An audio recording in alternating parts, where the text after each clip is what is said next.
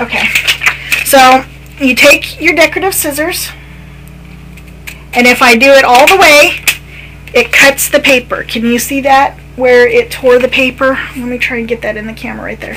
See how it tore right here at the top instead of cutting? So what you want to do is you want to go about halfway or a quarter, almost to the top, and then open them, slide them up to where your last section was, and then close them again. And then you have a really pretty decorative edge there. Okay, and real quick, I'm going to show you how to edge distress, or inking the edges, I call it. I want to use the same purple that I used for the stamps, for the flower stamp. You simply take your ink, hold it sideways, and push it against the edge of the image.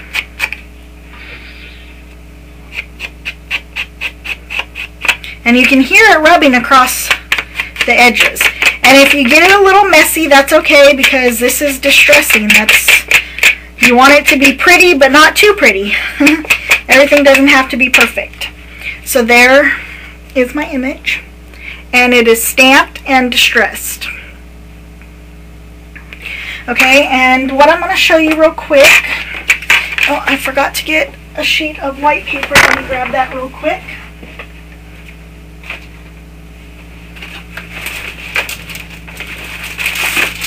I forgot to get white paper for the card. I wanted to show you a trick with the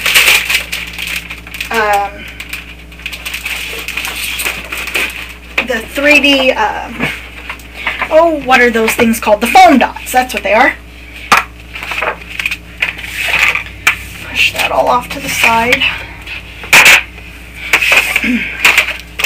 I'm going to open my cutter up, open up the arm on the side too, and I'm going to line it up at 6 and cut right down that side.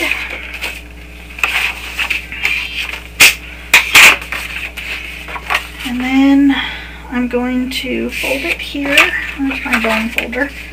Like I said earlier, the bone folder is optional. I have one. My mom got me mine.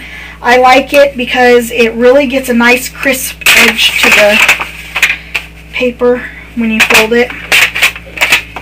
Okay, there's that. Okay, now I'm going to take my decorative paper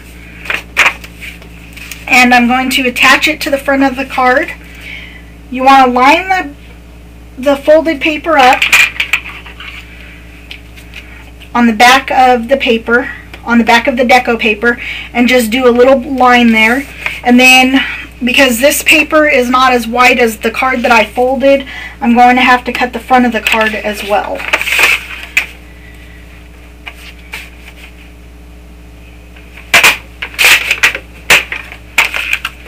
Okay, so there's the front. Okay, there's that. And I forgot to get my double-sided tape. Double-sided tape is really good to use. I'm going to do some just in each little corner here.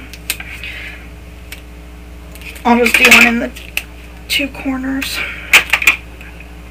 I get mine from a lady in the Scrapbook Place group. It's a Yahoo group, Scrapbook Place. You can do a search for it on the main page of the Yahoo group section.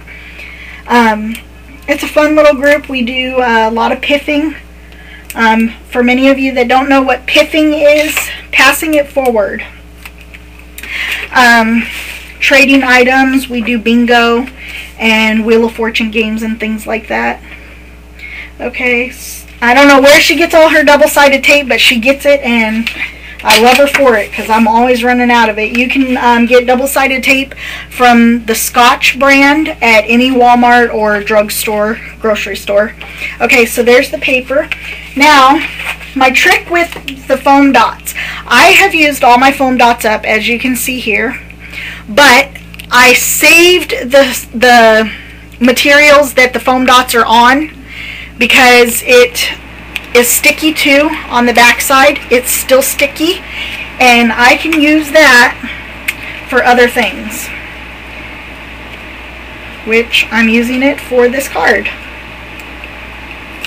And as you can see, I just cut a little section off and cut that little section in half, and I can apply it to the corner here, or the middle, or the sides, whatever area I'm needing to cover.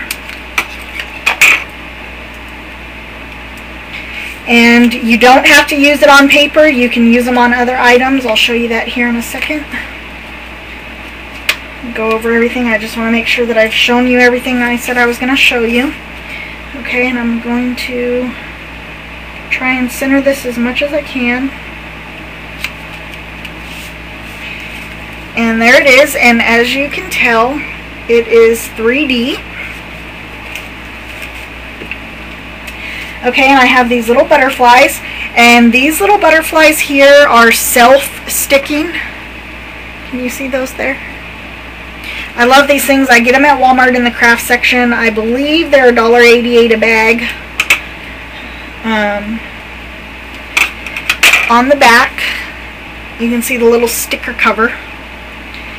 But because I want these to come off the page more, I'm going to use a little piece of the foam, the leftover foam.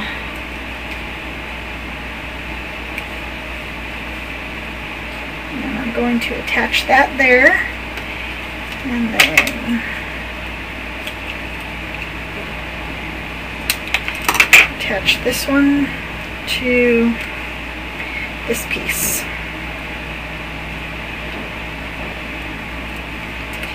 And that is today's tutorial. I don't have a pattern or anything for this card. It's just something I come up with real quick. And there it is, the finished product. And I have another one over here that I did. It's similar. The only difference is the one up here, I chalked the flowers. So I'm going to have to do that to this one, and I'll put a copy of the finished product in folder number 1 in the Scrap and Freeze group section, or you can contact me at my email. My email address is right here, right below me. If you have any questions, feel free to email me or post to the message board. I hope you enjoyed this tutorial, and I'll see you next week.